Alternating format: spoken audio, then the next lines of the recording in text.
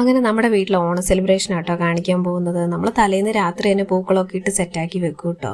എല്ലാവരും കൂടെ ഏതെങ്കിലും ഒരു വീട്ടിൽ കൂടെ ചെയ്യാറ്. ഇപ്രാവശ്യം എൻ്റെ വീട്ടിലായിരുന്നു കൂടി ഉണ്ടായിരുന്നത്.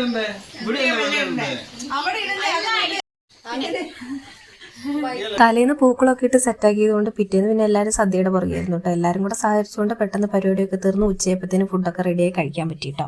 ഉച്ച കഴിഞ്ഞായിരുന്നു കേട്ടോ ഞങ്ങളുടെ ശരിക്കുള്ള ആഘോഷം വന്നിട്ടുണ്ടായിരുന്നു. കുപ്പിയിൽ വെള്ളം നിറയ്ക്കലും ബലൂൺ പൊട്ടിക്കലും കസേരകളി അങ്ങനെ അങ്ങനെ നല്ല നല്ല ആഘോഷങ്ങളൊക്കെ ആയിട്ട് വൈകുന്നേരം വരെ അങ്ങ് സമയം പോയി.